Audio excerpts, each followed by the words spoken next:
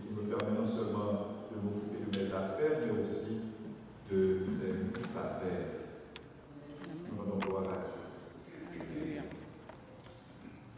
Quand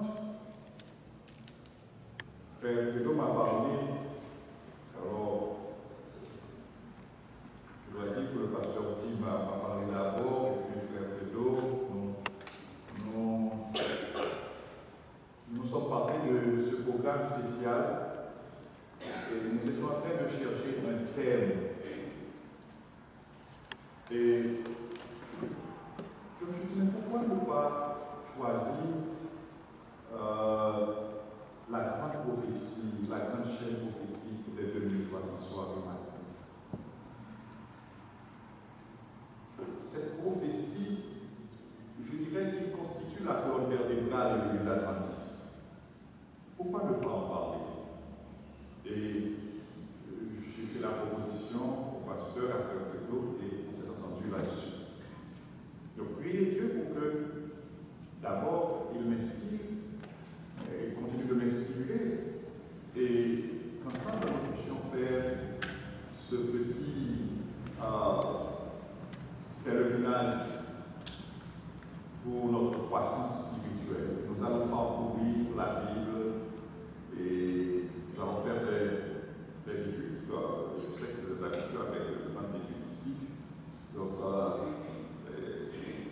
nous pourrons découvrir quelque chose à travers la simple parole de Dieu. Et l'objectif, c'est que ceux qui croient davantage, ceux qui croient arrivent à croire davantage, et ceux qui n'ont pas encore cru arrivent à croire. C'est là notre objectif. Alors, ici, pour ce soir, nous allons parler de la prophétie des 2300 soirs et matin de Daniel, et c'est écrit message d'espoir. Message d'espoir. Nous vivons dans un monde où la plupart des gens pensent que tout est absurde.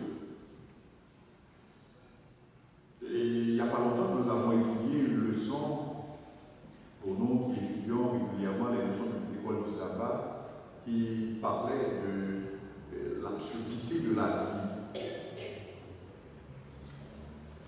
Nous avons un monde bourré, permettez-moi de le dire ainsi, de souffrances de toutes sortes.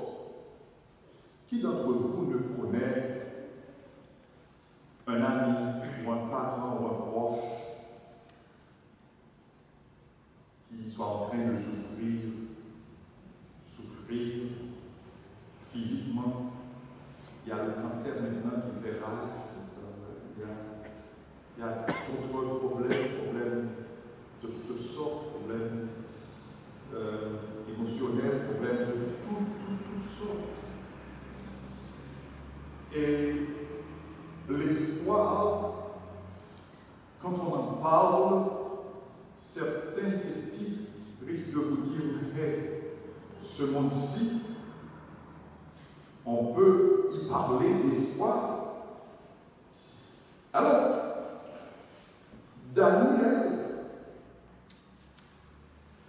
Daniel 8, semble-t-il, connaissait le même problème que nous connaissons aujourd'hui, que nous sommes en train de vivre aujourd'hui.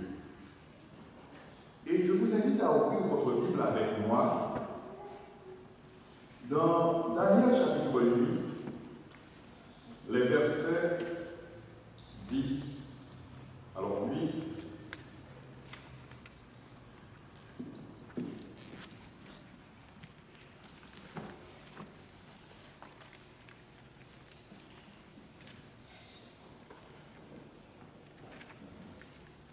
Les versets 8 à 13.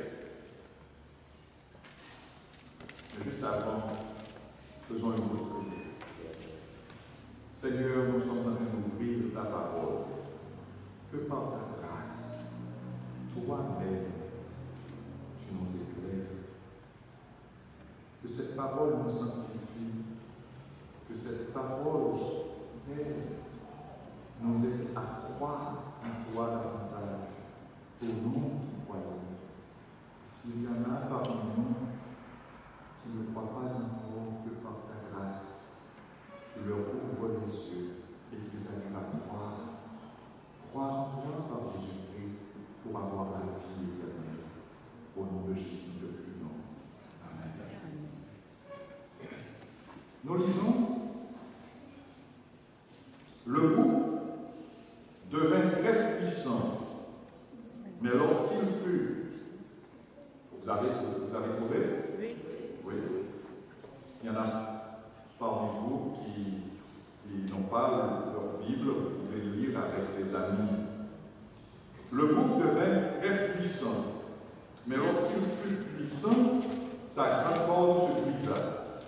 4 grandes cordes s'élevèrent pour la remplacer aux 4 vents des cieux. De l'une d'elles sortit une petite corde qui s'agrandit beaucoup vers le midi, vers l'Orient et vers le plus beau des pays. Elle s'éleva jusqu'à l'armée des cieux. Elle fit tomber à terre une partie de cette armée et les étoiles, et elle les foula.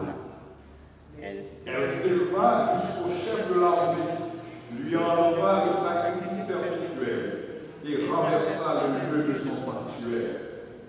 L'armée fut livrée avec le sacrifice perpétuel à cause du péché. La corde jeta la vérité par terre et réussit dans ses entreprises. J'entendis parler un saint et un autre saint dit à celui qui parlait: pendant combien de temps s'accomplira la vision sur le sacrifice perpétuel et sur le péché dévastateur? Jusqu'à quand le sanctuaire et l'armée seront-ils foulés? Verset. Nous n'allons pas entrer dans les détails ici où je sais qu'il y en a parmi vous qui sont très curieux, qui voudraient savoir mais, de quoi il s'agit ici. On parle de bouc, on parle de 4 cornes, etc. 4 grandes cornes. Nous n'allons pas entrer dans ces détails ce soir. Ce que nous voulons considérer, c'est la situation qui nous est présentée à travers ces versets. Comme je l'ai projeté là, on a l'impression que le mal est en train de triompher. Remarquez bien, nous sommes dans un grand combat. Nous sommes dans une grande guerre, comme nous l'appelons dans notre jargon de chrétiens. Grand conflit. Nous parlons souvent du grand conflit cosmique. La grande bataille entre le bien et le mal, la vérité et l'erreur, entre Dieu, Jésus-Christ et Satan. Nous venons de parler des maux de ce monde, maladie, etc. Mais il y a encore des maux, permettez-moi de le dire ici, pires que la maladie physique, que les troubles mentaux. Il y a le péché et ses conséquences. Alors, tout ce que nous venons de citer là, les maladies mentales, etc., sont aussi des conséquences du péché. Mais il y a encore d'autres problèmes que vit notre société. Violence de toutes sortes, abomination. On a l'impression que notre monde est en train d'appeler le mal bien et le bien mal. Et ce qui est encore plus terrible, on a l'impression que le mal est en train de triompher. C'est l'impression que l'on a. Et c'est aussi l'impression que Daniel avait. Et cette impression-là qui s'exprime à travers ce texte. La vérité, qu'est-ce qui est arrivé à la vérité? La vérité est jetée par terre. Cette petite corne qui représente les forces du mal et que nous allons rencontrer dans Apocalypse 13, versets 1 à 10, qui reçoit son trône du dragon, Satan le diable, sa puissance de Satan le diable. Et dans Apocalypse 13, verset 1 à 10, on va retrouver la terre entière derrière cette puissance. Elle réussit dans toutes ses entreprises. Elle réussit dans ses entreprises. Et c'est pourquoi le Saint demande jusque à quand? Est-ce que cette situation-là va demeurer pour toujours? Est-ce que, en fait, la vérité sera toujours jetée par terre? Est-ce que le mal triomphera toujours? Et la réponse, le verset 14, il me dit, 2300 soirs et matin, puis le sanctuaire sera purifié. Au cours de ces 2 fins de semaine spéciales, nous aurons à étudier en détail cette purification du sanctuaire. Je vous invite à aller au verset 17 avec moi. Au verset 17, il vint près du lieu où j'étais, et à son approche, je fus effrayé, et je tombais sur ma face. Il me dit, sois attentif, fils de l'homme, car la vision concerne un temps qui sera la fin. Verset 19, puis il me dit, je vais t'apprendre ce qui arrivera au terme de la colère, car il y a un temps marqué pour la fin. Amen. Il y a un temps marqué pour la fin. Il y a un temps marqué pour la fin du mal. Il y a un temps marqué pour la fin du règne du mal. Il y a un temps marqué pour la fin de l'auteur du mal. Il y a un temps marqué pour la fin des conséquences du mal. Il y a un temps marqué pour la fin. Dieu a fixé un temps pour la fin. Et c'est ce secret-là que va nous livrer la grande prophétie de 2300 soirs et matin. Quel est ce temps de la fin? Je veux croire que cette réponse, pour certains, c'est déjà un sujet avec lequel on est très habitué. Pour d'autres, c'est un sujet que l'on sera en train de découvrir.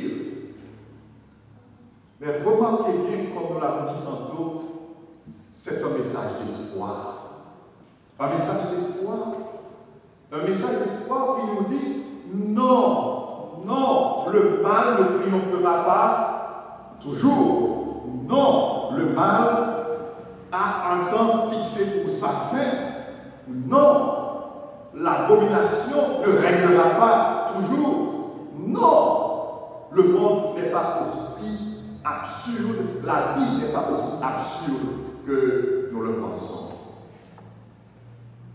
Le bien est le bien, le mal est le mal. C'est le bien qui triomphera du mal. Le sanctuaire sera purifié. Le mal sera éradiqué. Le péché sera éliminé. Alléluia, pour toujours. Il y a un temps fixé pour cela. Il y a un temps fixé pour cela. Et c'est important de chercher à découvrir ce temps. Il me dit 2300 soirs et matin, puis le sanctuaire sera purifié. Quand nous lisons notre livre, à partir de la Genèse, nous avons, il y a un soir, il y a un matin, Genèse 1er, verset 5, ce fut le premier jour. Genèse 1er, verset 8, il y eut un soir, il y eut un matin, ce fut le deuxième jour, etc. etc. Donc, un jour est constitué d'un soir et d'un matin. C'est pourquoi, si je vous demande maintenant en quel jour sommes-nous, vous allez me dire, nous sommes au soir du 7e jour. Et le soir du 7e jour, c'est le soir du sabbat. Donc, 2300 soirs et matins nous donnent combien de jours en réalité? 2300 jours. 2300 jours. Alors,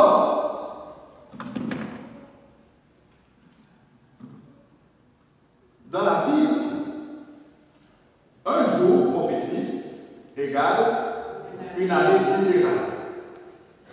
Nous pouvons lire dans Nombre 14, verset 34, je vous invite à lire avec moi, dans Nombre.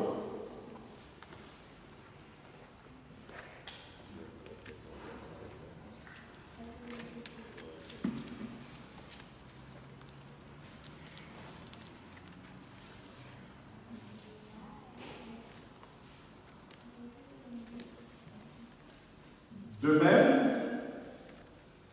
que vous avez pris 40 jours à explorer le pays, vous porterez la peine de vos iniquités 40 années.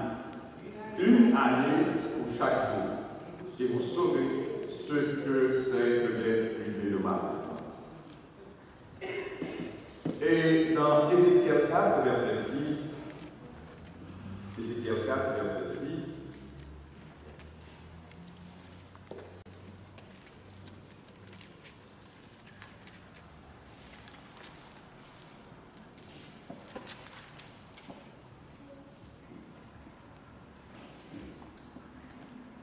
quand tu auras achevé ces jours, couche-toi sur le côté droit et tu porteras l'iniquité de la maison de Juda pendant 40 jours.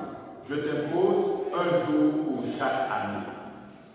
Donc, quand on nous parle dans Daniel 8, verset 14 de 2300 soirs et matins ou 2300 jours, c'est 2300 jours prophétiques qui, alors, ensemble équivaut à 2300 années littérales. Donc, les 2300 jours prophétiques équivalent à 2300 années littérales. Nous aurons à déterminer le début de ces 2300 années. Et quand nous aurons déterminé le début, ce sera facile aussi de trouver l'année de la fin. N'est-ce pas vrai? Ce sera facile. Ce sera facile.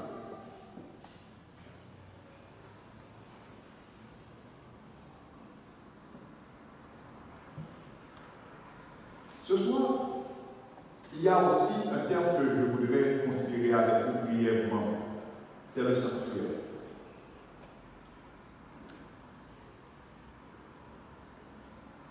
La raison d'être du sanctuaire. Et surtout, nous parlons du sanctuaire du peuple d'Israël dans le désert, le tabernacle. Et je vous invite à lire avec moi dans Exode, chapitre 25.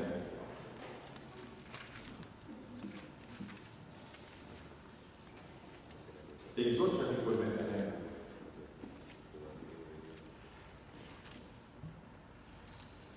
Le verset 8.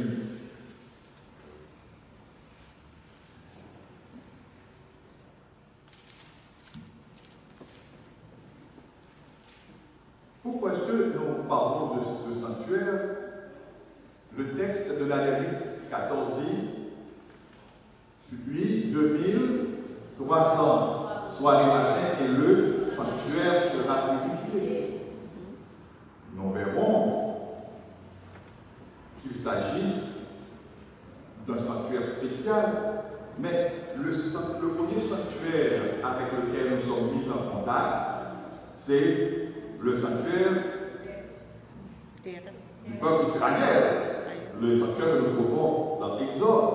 Il faut comprendre ce sanctuaire pour comprendre l'autre sanctuaire dont parle Daniel.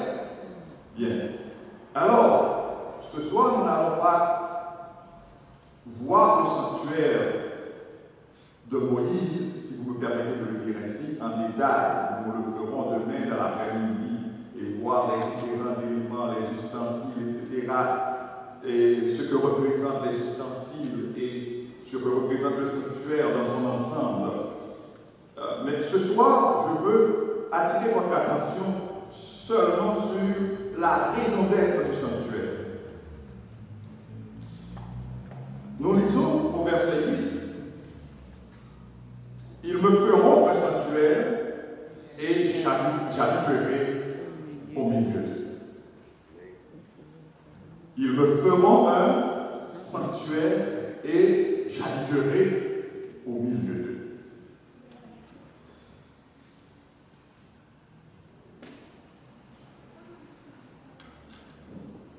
Quand Dieu dit « Ils me feront un sanctuaire et j'habiterai au milieu d'eux », il faut le prendre de manière littérale. Pourquoi dire littéral? Il y a un auteur, on a fait circuler ce texte sur WhatsApp. Je l'ai trouvé, je l'ai lu et je l'ai aimé. Il a dit, quand Dieu devait créer les arbres, il a parlé à la terre. Peut-être que vous l'avez lu aussi. Quand Dieu devait créer les poissons, il a parlé à l'eau. Et quand il devait créer l'homme, il a parlé à la lumière. Faisons l'homme à notre image et à notre semblance. Vous savez pourquoi j'ai aimé ce texte et je l'ai trouvé d'une profondeur extraordinaire? L'arbre ne peut pas vivre en dehors de la terre. Le poisson ne peut pas vivre en dehors de l'eau. Parce que Dieu a parlé à la terre quand il devait créer l'arbre. Donc, la terre a été appelée à accueillir l'arbre. C'est dans la terre ou de la terre que l'arbre trouve tous les éléments, toutes les substances dont il a besoin pour croître. L'eau, c'est la même chose aussi pour le poisson. Et ce va être aussi la même chose pour ce qui concerne l'homme. L'homme ne peut pas vivre sans Dieu. Amen. Et remarquez bien, Dieu met la terre pour l'arbre. Il rend l'existence, la présence de la terre disponible, accessible, disponible pour l'arbre, accessible aussi à l'arbre, ainsi que l'eau pour le poisson, et lui-même aussi. Il a ce souci. Mettez-vous toujours à l'esprit, bien-aimés. Dieu a le souci de se rendre toujours disponible pour nous. Dieu a le souci de se rendre accessible à nous. Parce qu'il sait pertinemment qu'il nous est impossible de vivre sans lui. Comme il sait que l'arbre ne peut pas vivre en dehors de la terre, le poisson en dehors de l'eau, il sait aussi que l'homme ne peut pas vivre en dehors de lui, en dehors de sa présence. Et c'est pourquoi, en réalité, ce n'est jamais l'homme qui cherche Dieu. C'est Dieu qui cherche l'homme, même après le péché.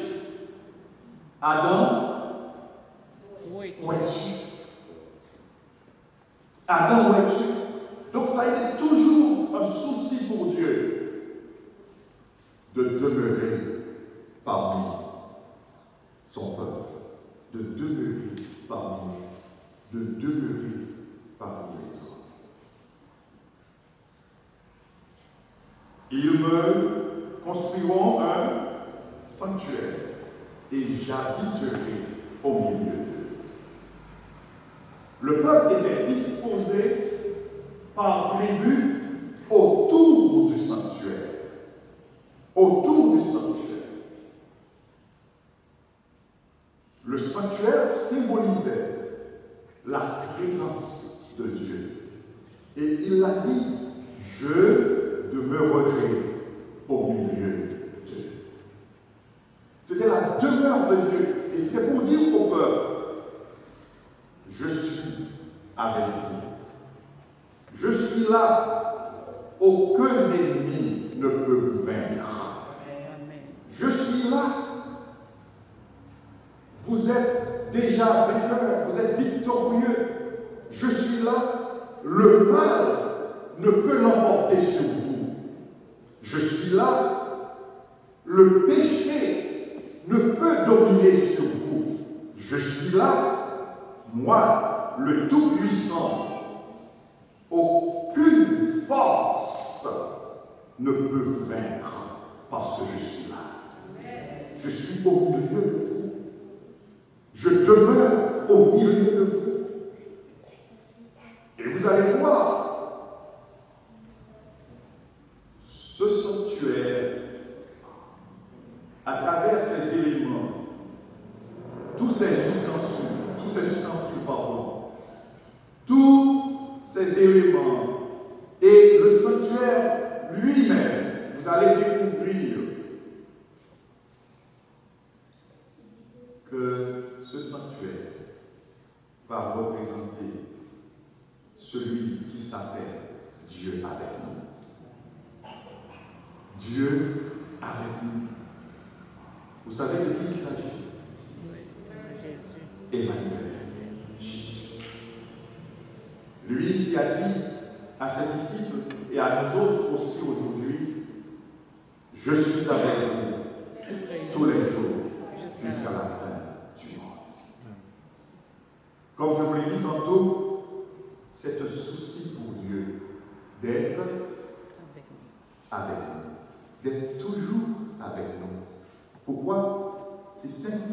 Dans son amour, il sait très bien qu'il n'y a pas de vie pour nous en dehors de lui.